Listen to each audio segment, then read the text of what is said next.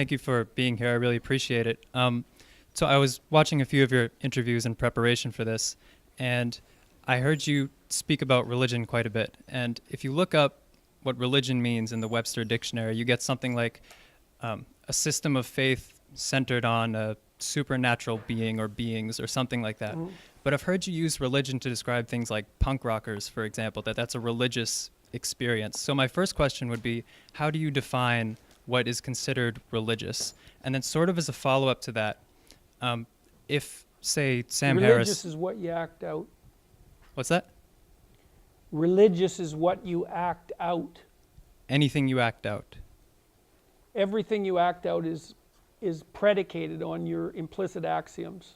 And the system of implicit axioms that you hold as primary is your religious belief system. It doesn't matter whether you're an atheist or not. That's just surface noise. So it has nothing to do with divinity or No, I didn't say supernatural that. beings? No. Or it doesn't necessarily have to do with those? No, it probably necessarily has to do with it too, but it doesn't necessarily have anything to do with your voluntarily articulated statements about whether or not you believe in something like a transcendent deity.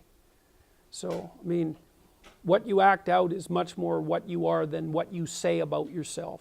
And what the hell do you know about what you believe anyways? You're complicated, man. It's a fair question. Well, seriously, people are complicated. You know, like we're not transparent to ourselves at all. That's why we have to go to university and study psychology. It's like, you know, we're not exactly black boxes, but we are the most complicated things there are, right? And we can't even program our VCR clocks. So it's like, how the hell can we propose to understand ourselves? And, you know, I'm existentially oriented, which is to say that I think that what you hold to be true is best determined as a consequence of an analysis of your actions rather than as a consequence of an analysis of what you purport to believe. Now, in order to act, you can't act without a hierarchy of value, which I tortured the other poor questioner about. You can't act without a hierarchy of values because you can't act unless you think one thing is better than another. Because why would you act otherwise? So that means that you're embedded within a hierarchy of values, whether you know it or not, or maybe multiple fragmentary and competing hierarchies of value, which is all the worse for you, by the way, because it just makes you very confused. That hierarchy of values has an axiomatic, it's based on axioms. And the probability that you understand them is very low, because generally people don't understand their axioms. But that axiomatic system is essentially your religious system. And there's no way out of that as far as I can tell. And you can say, well, it isn't predicated on conscious belief in a transcendent deity. It's like, okay, have it your way. But, you know, most people in this room act out a Judeo-Christian ethic. And not only do they act it out, if they're treated in a manner that's not commensurate with that ethic, they get very, very, very annoyed.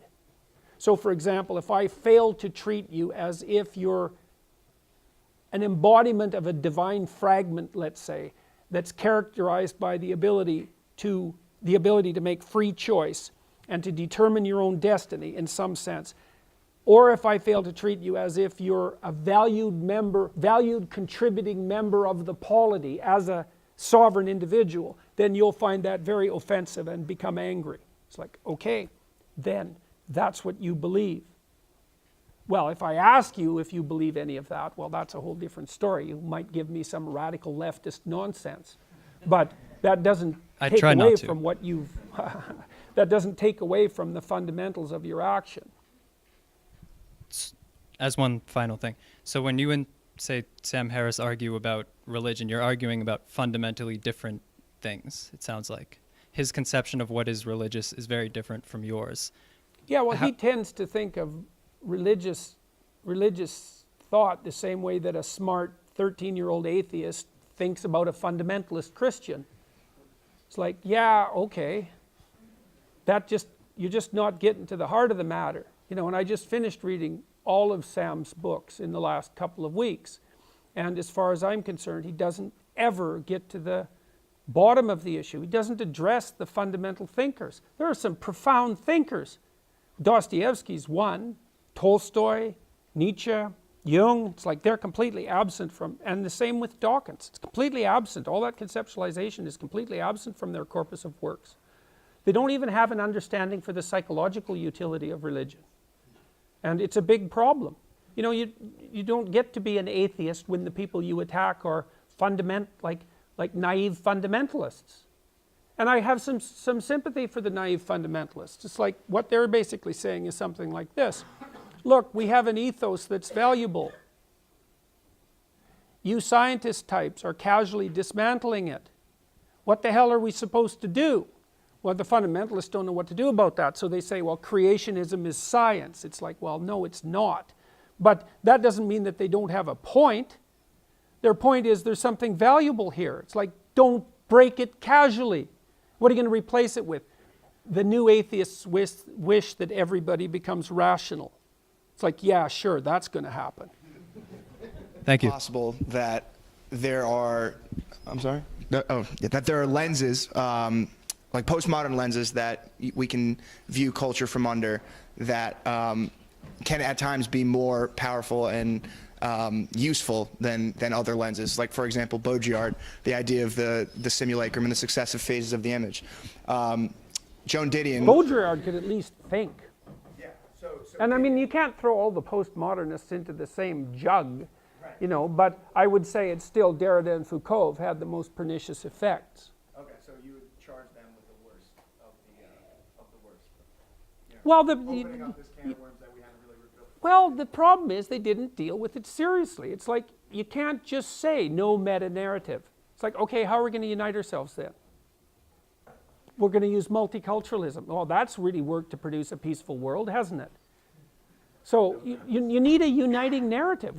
If we didn't have a uniting narrative, we wouldn't all be sitting peacefully in this room. It's the uniting narrative that governs our behavior in this room. And look, here we are, all peaceful. It's like they're not dealing with the fundamental issues. And to slip Marxism back in as a backdoor route to having something to do with your life is intellectually and morally reprehensible. Okay, thank you. Yep. Take one down here. How are you, sir? My name's Steve. I just wanted to ask you about this experience that I had after watching one of your lectures that really profoundly impacted me, and I was wondering if you could kind of help me out with understanding this. After watching your lecture on Jung and just talking about his life, you started talking about the Lion King and kind of connecting what the intro scene was in the Lion King and the idea of archetypes.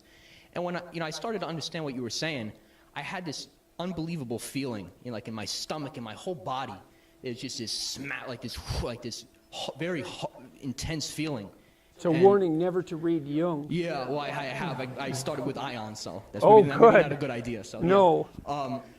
It was just this powerful feeling, and I got so emotional, and thinking up how to articulate this question to you a few minutes ago, I was just getting so emotional.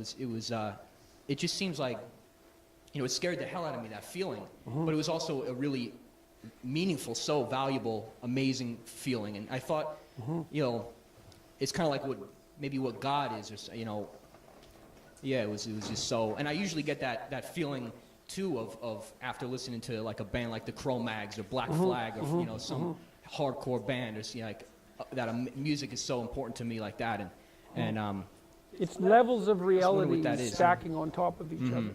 And it just the question that just made me so emotional too is like, what could my life be? And that was something that I just found myself asking myself, just what. And I wonder if you could give me some extra stuff on that, what that really was, Yeah, well, you gotta be very careful when you're doing something like reading Jung, because he'll reorganize your cognitive structures, and there's deaths and rebirths that go along with that. There's what you're trying to do in part is to, in a sense, you're trying to bring what you do and how you imagine yourself and how you articulate yourself into alignment. So those three things are the same. It's very hard because there's more to you in your action than there is in your articulation, and there's more to you in your action than there is in your imagination. And so partly what you're what you're experiencing is an expanded sense of self and possibility. And you might think, well, that's a wonderful thing, but it's also a very daunting thing. And it can be a very dangerous thing. When I was dealing with all of this material, when I was writing my first book, I had to abandon a lot of the things that I was doing that were bad habits, because it was so stressful to move through these systems of ideas that I couldn't afford any additional mental energy being wasted on things I was doing that weren't together. So. Hi, Dr. Peterson. So on February 13th, you got into a prolonged debate on Twitter with a quote bot, a Slavoj Žižek quote bot, and then again on March 9th. With a quote bot? Yeah, it was a quote bot. No, that wasn't very bright, was it? No, and then again on March 9th, actually, with Noam Chomsky quote bot. And so I want to ask you, as like the leading. Because I'm old and don't understand technology. Yeah. So how important do you think it is to like debate these intellectuals, and do you think that you won? Oh God, I always hesitate to claim victory. Like to escape without abject defeat is a pretty good ambition. So, and plus I think it's rather improbable that I would win a debate with a quote bot. So some people thought it was pretty close. Yeah. Twitter is a weird platform. You know, it's complicated. Yeah. It is a complicated platform, and I've modified my approach to Twitter in the last month and a half, I would say. I've been trying to selectively retweet information. I polled a bunch of people and asked them if they knew of credible Twitter sources that were producing valid, good news